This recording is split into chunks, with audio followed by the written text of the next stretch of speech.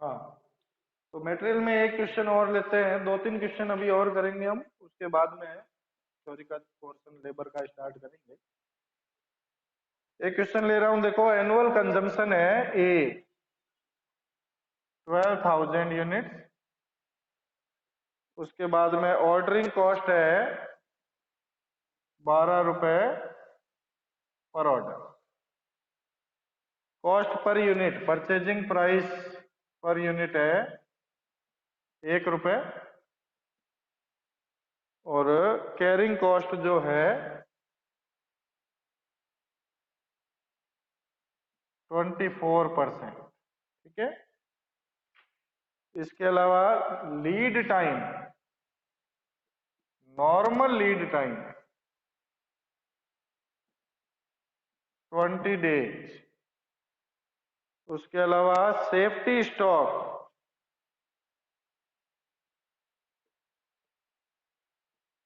24 days consumption, safety stock 24 days consumption के equal है, और कह रहा है फैक्ट्री एक साल में 360 दिन काम करती है। तो आपको क्या क्या कैलकुलेट करना है, देखो एक तो कह रहा है इकोनॉमिक ऑर्डर क्वांटिटी कैलकुलेट। तो इकोनॉमिक ऑर्डर क्वांटिटी का फॉर्मूला आप सबको मालूम ही है, रूट 2AO ऑन 2 मल्टीप्लाई ए है 12,000, ओ है 12 रुपए, और सी कैरिंग कॉस्ट 1 रुपए का 24% 0.24। कैलकुलेट करो जरा कितना आएगा।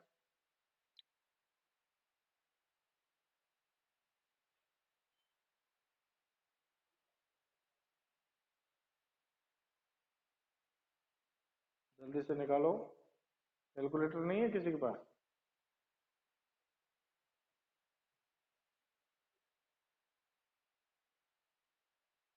वैसे आंसर तो दिया हुआ ही है, मैं वही लिख देता हूँ फिर। 1095 यूनिट, ये तो हो गया ईओक्यू। ईओक्यू के बाद में सेकंड नंबर पे आपको पूछा है रीऑर्डर लेवल।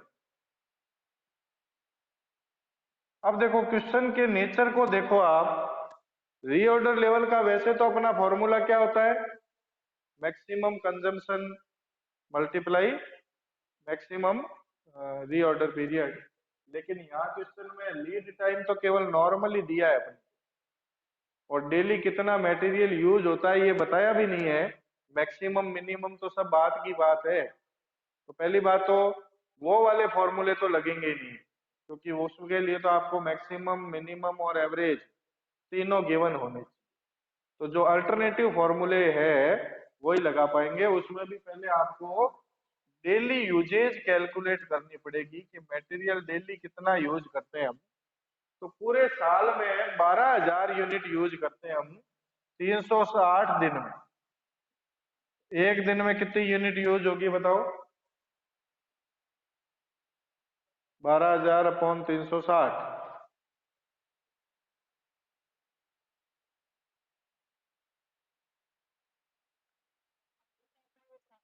33.3। ठीक है, तो अब रीऑर्डर लेवल का अल्टरनेट फॉर्मूला क्या बताया था मैंने आपको, याद है?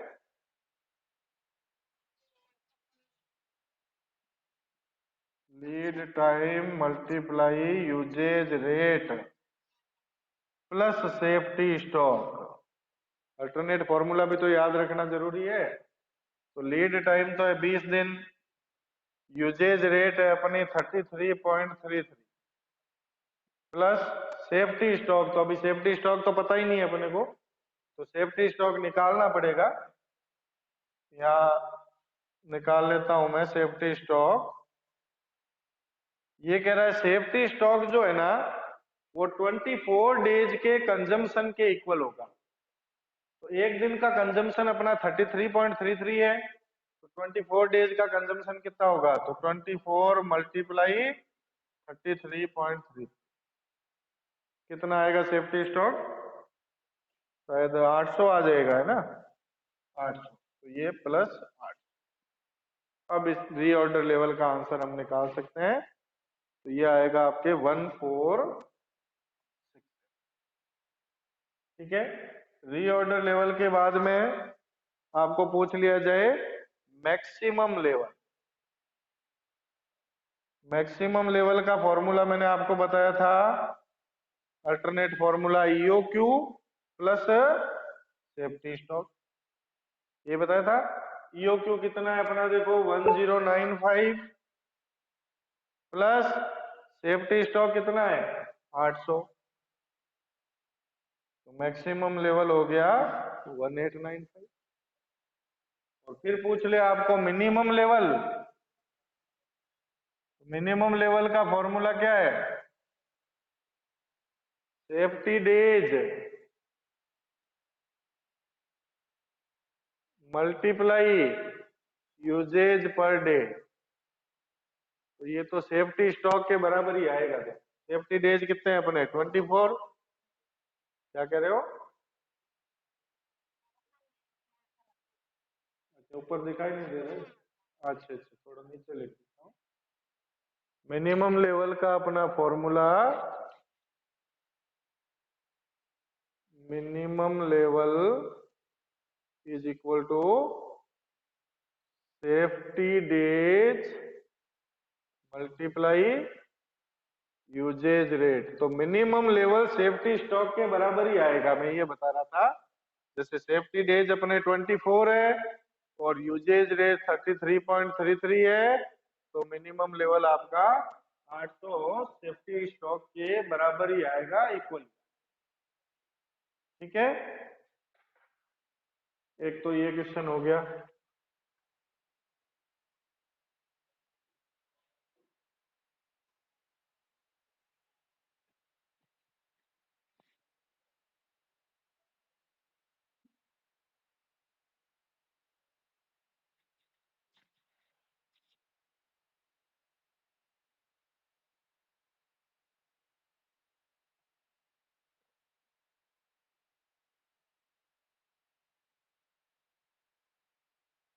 चलो दूसरा क्वेश्चन देखते हैं।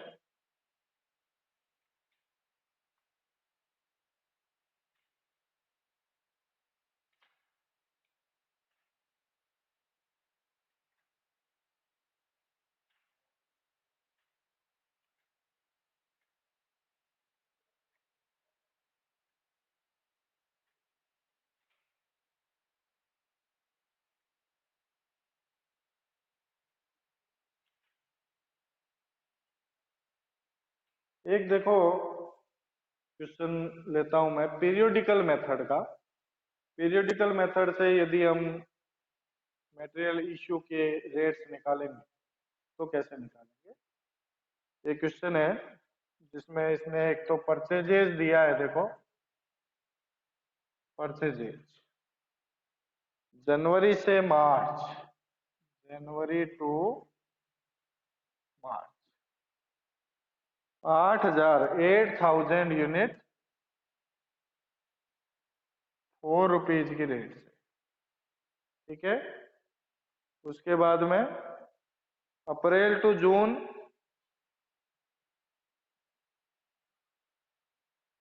अप्रैल टू जून है 7,000 यूनिट्स 8 रुपीज की रेट से परचेज। उसके बाद है जुलाई टू सितंबर,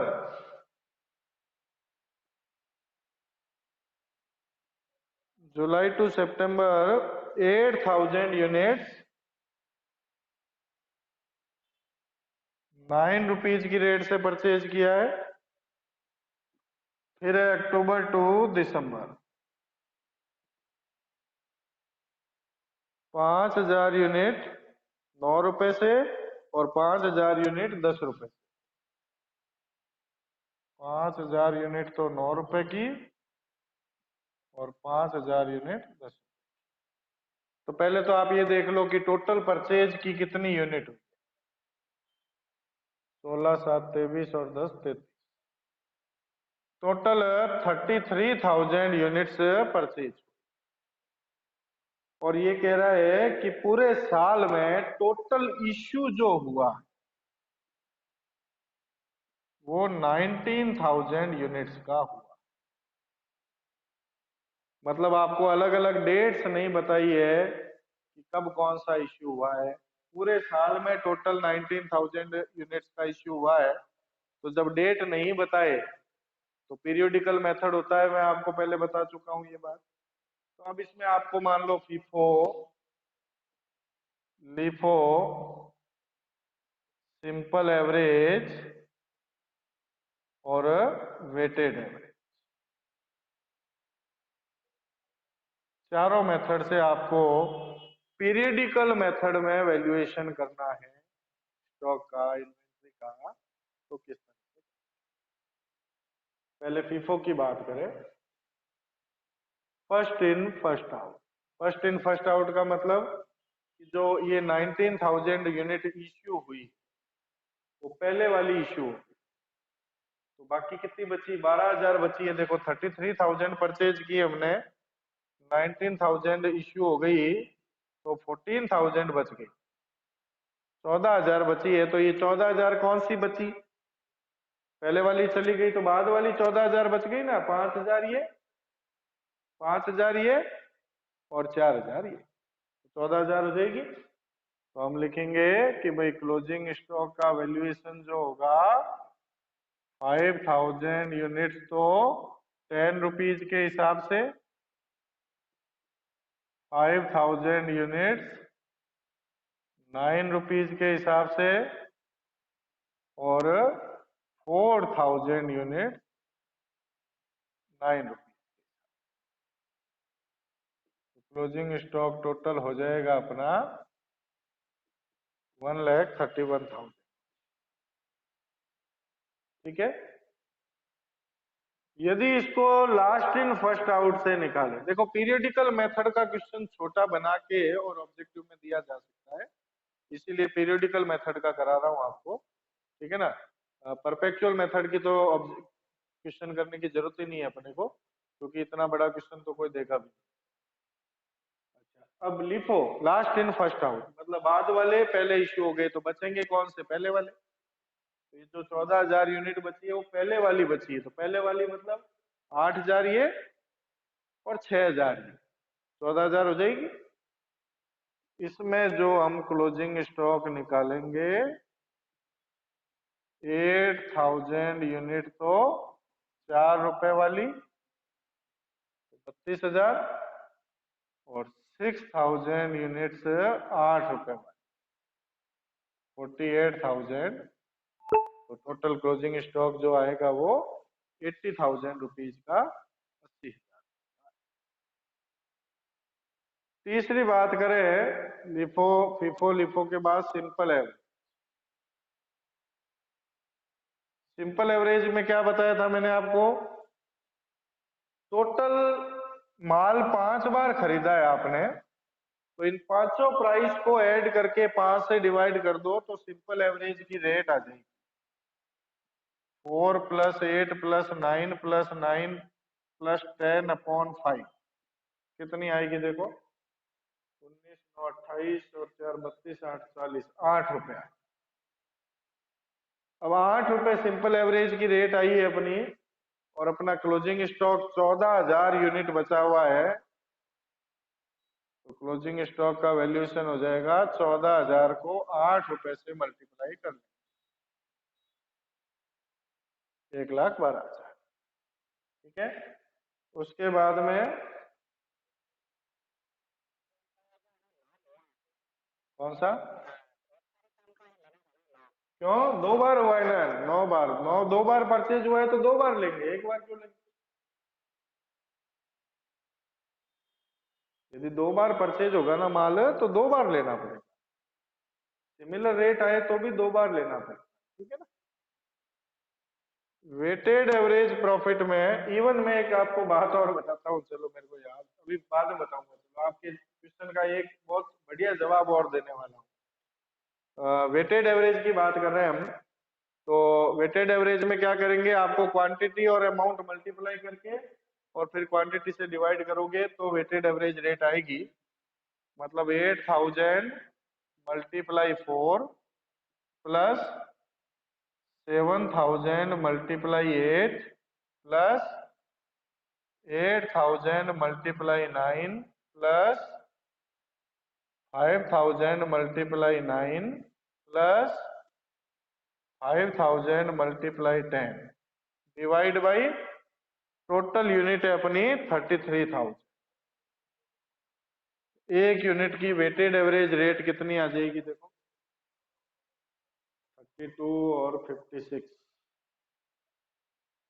88 और 72, एक 60 और 50, दो 10 और 45, 2,55,000 अपॉन 33,000 करना,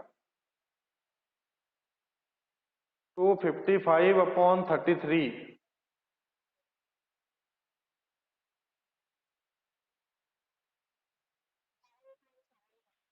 7.72 ये वेटेड एवरेज रेट हो गई है। तो अब हम कहेंगे कि भाई जो क्लोजिंग स्टॉक है वो 14,000 यूनिट जो बची हुई है वो 7.72 की रेट से बची हुई है। अमाउंट जितना आएगा वो क्लोजिंग। अब देखो ये तो चलो क्वेश्चन सॉल्व हो गया। अब हम बात करते हैं अभिषेक जी की बात पे। सिंपल एवरेज मेथड जो है उसमें एक और इम्पोर्टेंट चीज बताता हूं आपको। जैसे मान लो आप परपेचुअल मेथड कर रहे हो, ठीक है ना, पीरियोडिकल नहीं कर रहे हो। पहले आपने ये माल खरीदा, फिर ये माल खरीदा, फिर ये माल खरीदा, ठीक है। तीनों माल का जो भी एवरेज आएगा उस रेट से आप नेक्स्ट इश्यू कर दो। मान लो इसके बाद में अपने को इश्यू करना है, तो इसको इन दोनों को काउंट नहीं करेंगे क्योंकि अभी तक ये खरीदे नहीं।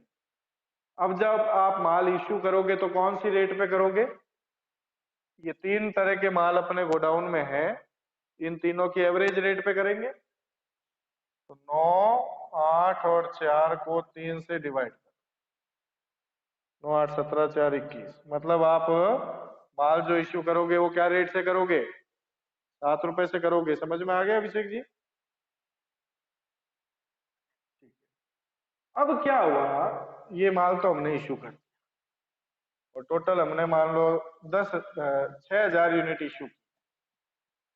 तो 6,000 यूनिट इश्यू इसमें से इश्यू हो गई, अब आपके 2,000 बचे। अब क्या हुआ, ये सितंबर के बाद आपने माल इश्यू किया ना, काम इश्यू किया फैक्ट्री को। थोड़े टाइम बाद में, मान लो 10 दिन बाद ही फैक्ट्री ने आपको 1,000 यूनिट वापस रिटर्न कर दी, क्योंकि हमें तो 5,000 यूनिट ही चाहिए थी। तो आपने 6,000 भेज दी, हमने 5,000 काम में ले ली, अब 1,000 यूनिट की अभी हमें रिक्वायरमेंट नहीं है, आप वापस। स्टोर में माल वापस आ गया 1,000 यूनिट, क्या रेट से वापस आएगा? क्या रेट से आएगा? 7 से ही आएगा, 7 से भेजा है तो 7 से ही आएगा ना, 7 से आ गया। अब नेक्स्ट टाइम स्टोर जब माल मंगाएगा तो आप रेट, सिंपल एवरेज रेट कैसे निकालोगे? 4 plus 8 plus 9 plus 7 divide by 4। अब आपके दिमाग में ये आएगा कि ये 7 वाला माल क्यों लिया, ये तो इन्हीं में से तो था। भले हो, जब आपके फैक्ट्री से आपके पास में वापस रिटर्न होके आ जाएगा ना माल, तो आप उसको नए रिसिप्ट की तरह ट्रीट करो। तो इसको भी लेना पड़ता है। आप तो कह रहे हो 9 रुपए वाला 2 बार आया तो 2 बार क्यों लिया, मैं कह रहा हूं ये माल आया ही नहीं है फिर भी उसको ले रहे हैं, देखो आप। तो 2 बार वाली कंडीशन तो दूर की बात है, वो तो लेना ही पड़ेगा। क्लियर हुआ सबको? तो ये हमने कुछ प्रैक्टिकल क्वेश्चंस इस चैप्टर के किए हैं, देखो। तो अब मेरे हिसाब से इस चैप्टर में फिलहाल प्रैक्टिकल क्वेश्चन की रिक्वायरमेंट नहीं है। अब ऑब्जेक्टिव क्वेश्चन जब बनाऊंगा तो उनमें कुछ प्रैक्टिकल डालूंगा, ताकि आपको ऑब्जेक्टिव क्वेश्चन में प्रैक्टिकल समझ में आ जाए कि किस तरह से आ सकता है। अब हम मटेरियल के चैप्टर को ड्रॉप करके और लेबर का चैप्टर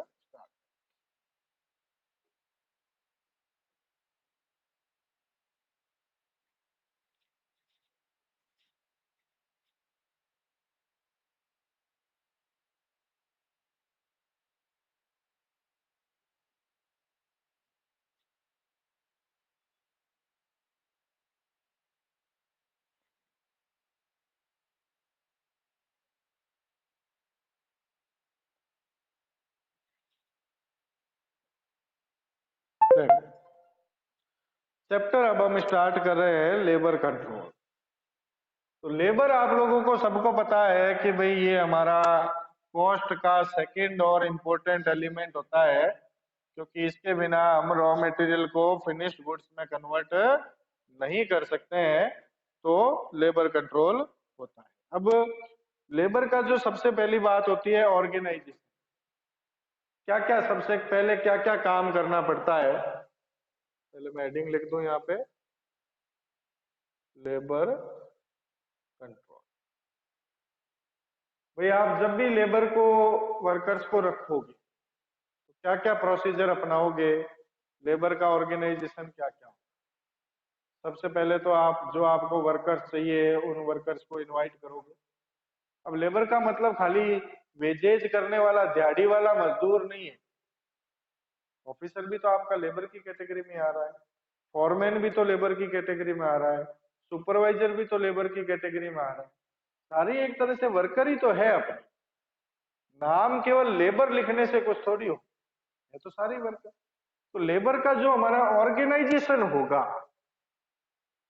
लेबर ऑर्गेनाइजेशन, श्रम का जो हमारा संगठन होगा, उसमें हमें क्या क्या काम करना होता है उसकी बात करेंगे हम। तो सबसे पहली बात तो कि भाई श्रमिक जो है वर्कर का है, श्रमिकों का चयन करना पड़ेगा, उनकी नियुक्ति करनी पड़ेगी और उनके पारिश्रमिक का निर्धारण करना।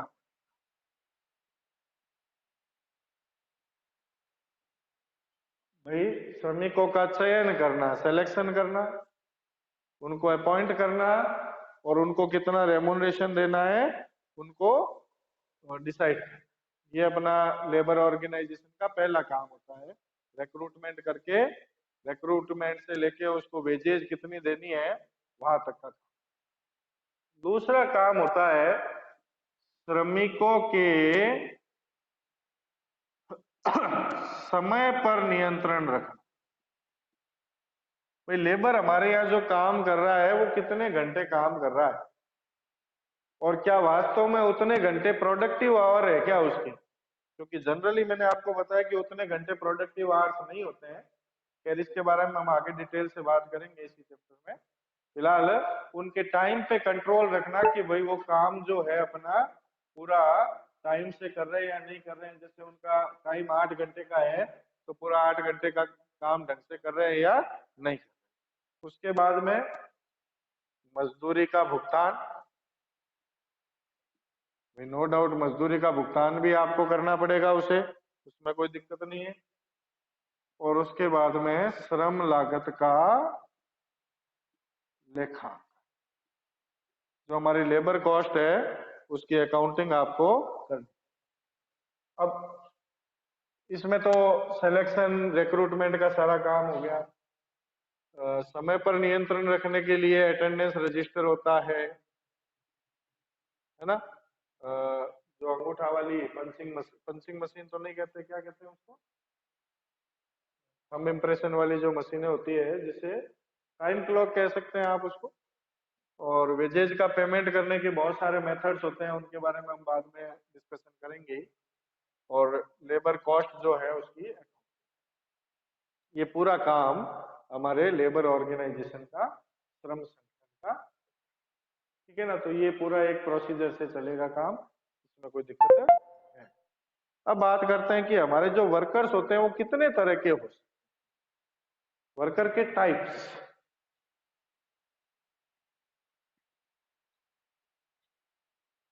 चलो इधर ही लिख लेते हैं, टाइप्स ऑफ वर्कर। सबसे पहले वर्कर के टाइप की बात करूं मैं, एक होते हैं डायरेक्ट वर्कर।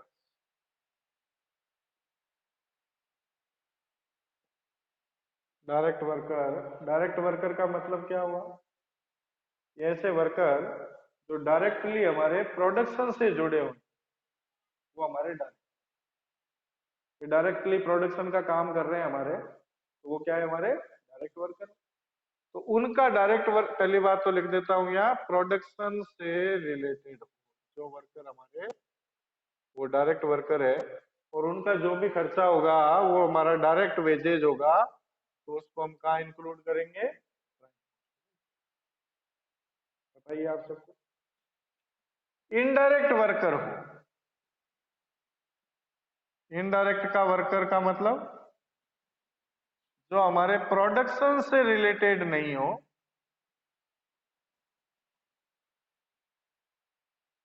उनकी वेजेज जो होती है उसको इनडायरेक्ट वेजेज कहते हैं। जैसे अपने वॉचमैन हो गया, गेट कीपर हो गया, फॉरमैन हो गया, डायरेक्ट मान लो प्रोडक्शन से रिलेटेड नहीं है कोई वर्कर, तो उसकी जो वेजेज होगी उसको हम क्या कहेंगे? Indirect wages. और इनडायरेक्ट वेजेज को क्या मानना पड़ता है? Factory overhead. ठीक है, ये हो गए डायरेक्ट वर्कर, ये हो गए इनडायरेक्ट।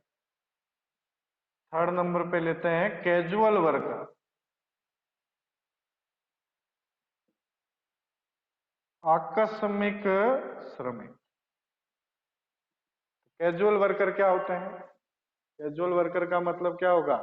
अभी थोड़ी देर पहले बताया था ना आपको कि मान लो कभी कभी बिजनेस में वर्कलोड ज्यादा हो जाता है, तो वर्कलोड जब ज्यादा होगा तो आपको ज्यादा एक्स्ट्रा वर्कर की जरूरत पड़ेगी, तो हम बिजनेस के बाहर से कुछ एक्स्ट्रा वर्कर्स बुला लेते हैं, और वो जो एक्स्ट्रा वर्कर्स होते हैं उनको हम कहते हैं कैजुअल।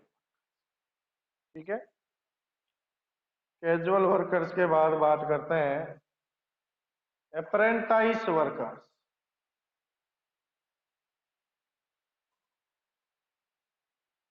अप्रेंटाइज वर्कर्स मतलब प्रशिक्षु।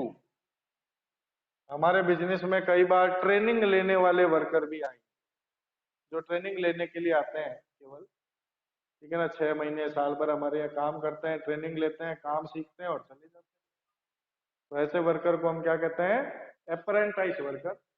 जनरली बिजनेस जो होता है वो उनको कुछ पेमेंट भी करता है, थोड़ा बहुत करता है, मतलब नॉर्मल वर्कर की जो वेजेज होती है उतना नहीं करता है, कुछ कम। जैसे अभी चार्टर्ड अकाउंटेंट की बात करें तो चार्टर्ड अकाउंटेंट के अंडर में चार्टर्ड अकाउंटेंट बनने से पहले आपको प्रैक्टिस करनी पड़ती है, तो चार्टर्ड अकाउंटेंट कुछ आपको पेमेंट करता है उसके बदले में। ठीक है ना, तो वो एक बात यहाँ पे।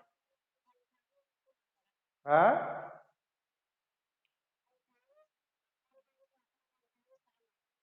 हाँ, इंटर्न एक ही बात हो गई ना, वो एक तरह से प्रशिक्षण लेने के लिए आ रहे हैं, ट्रेनिंग लेने के लिए आ रहे हैं, तो उनको अप्रेंटाइज वर्क।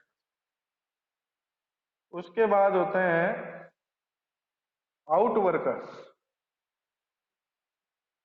ये आउट वर्कर्स क्या होते हैं? आउट वर्कर, बाह्य श्रमिक। आउट वर्कर्स का मतलब हो गया कि ऐसे वर्कर है हमारे जो हमारे बिजनेस के अंदर काम नहीं करते, बिजनेस के बाहर काम।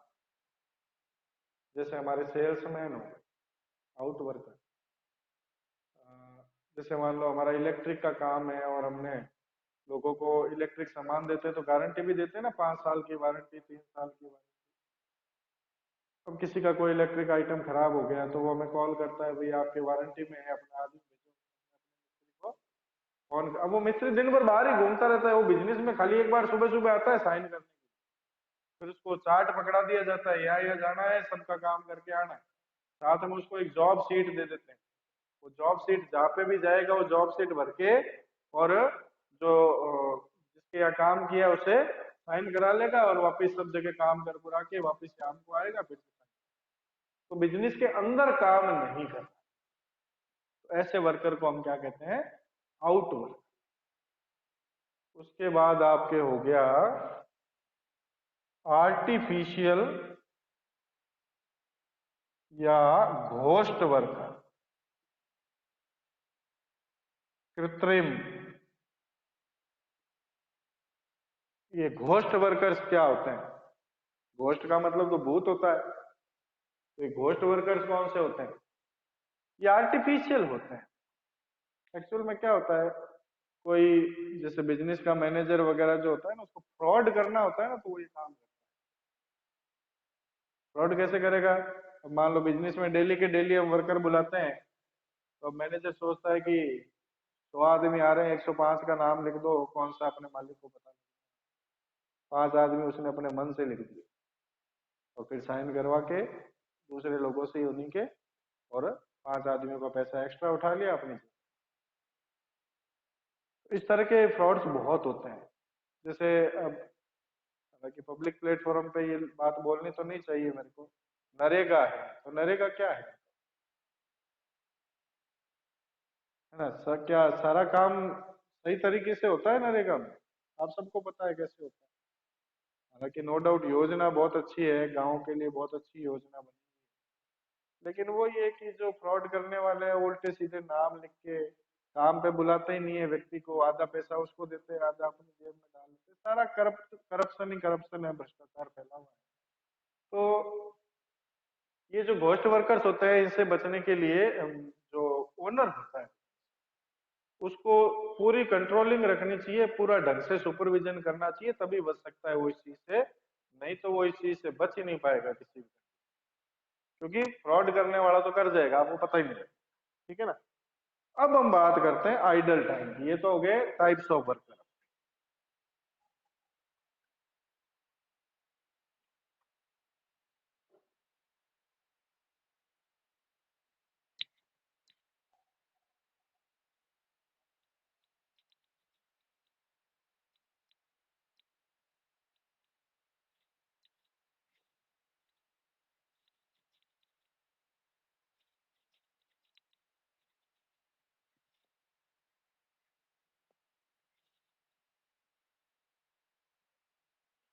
आइडल टाइम जिसको आप कार्यहीन समय कहते हो,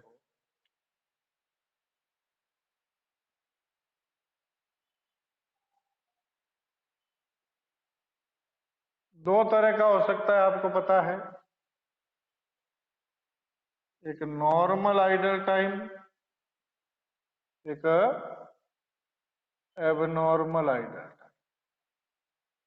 नॉर्मल आइडल टाइम तो क्या होता है भाई, ऐसा आइडल टाइम है कि टाइम तो वेस्ट होगा, वर्कर वेस्ट करेगा टाइम, और हमें फिर भी उसको पैसा देना पड़ेगा, और हम रोकना चाहे तो भी रोक। फॉर एग्जाम्पल, हमारे एक वर्कर का टाइम हमने रखा हुआ है 10 से 6।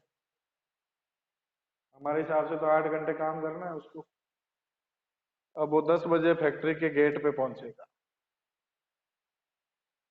गेट पे पहुंचते ही वो अंगूठे वाली मशीन लगी हुई होगी, उसको दबा देगा, मतलब 10 बजे भाई मैं आ गया। फैक्ट्री के गेट तक तो भले घर से भागता भागता आएगा, लेकिन फैक्ट्री के गेट से फैक्ट्री में जाएगा ना तो बड़े आराम से। तो उसको पता है आगे काम करना।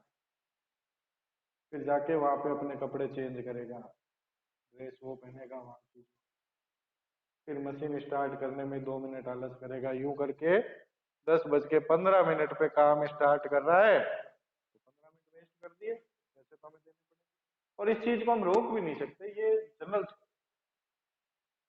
लंच का टाइम होगा, आधे घंटा 30 मिनट लंच भी करेगा, फिर भी हमें पेमेंट तो करना पड़ेगा उसको। General theory. तो ये अनकंट्रोलेबल है, कंट्रोल नहीं कर, ये तो होगा। तो इसको हम कहते हैं नॉर्मल आइडल टाइम, इसको रोकना चाहे तो भी रोक। तो नॉर्मल आइडल टाइम से हम अपने गुड्स की कॉस्ट को बढ़ा देते हैं। जैसे नॉर्मल लॉस से बढ़ाते हैं ना, वैसे नॉर्मल आइडल टाइम से जो गुड्स बनेगा या लेबर की जो कॉस्ट होगी वो बढ़ा देते, बात खत्म। लेकिन अब एबनॉर्मल आइडल टाइम यदि हो रहा है तो वो तो आपके बिजनेस की गलती है। आप सुपरवाइजर ढंग से नहीं कर रहे हो, तो वर्कर जो है वो 10 मिनट काम कर रहा है, 10 मिनट खाली बैठ रहा है, काम ही नहीं कर रहा, वो आपकी गलती है। आपका मटेरियल ही खत्म हो गया काम करते करते, आपका नया मटेरियल आया नहीं, वर्कर खाली बैठा है, आपकी गलती है। मशीन बंद हो गई, मशीन जल गई, तो एक्स्ट्रा मशीन ही नहीं है आपके पास लगाने के लिए, आपकी गलती है। ऐसे बहुत सारे बिजनेस में 50 रीजन हम गिना सकते हैं कि भाई जिनके कारण से एबनॉर्मल आइडल टाइम होता है, और ये होता है केवल और केवल ओनर की नेग्लिजेंसी के कारण। तो इससे तो आप अपने गुड्स की कॉस्ट को नहीं, इसको तो आपको लॉस ही मानना पड़ेगा, और लॉस मान के कहाँ पे ट्रांसफर करना पड़ेगा, P&L अकाउंट में ट्रांसफर करना नहीं पड़ेगा कोई, क्योंकि ये आपकी लापरवाही, आपकी नेग्लिजेंसी के कारण है। तो ये आइडल टाइम की बात, ठीक है ना। तो कुछ बातें जो भी है वो आज मैंने आपको बताई है, तो ये सारी आपको ध्यान रखनी है। इसके अलावा लेबर कंट्रोल के बारे में और सारी चीजें हम डिस्कस करेंगे। फिलहाल आज की क्लास में तो इतना ही डिस्कस कर रहे हैं।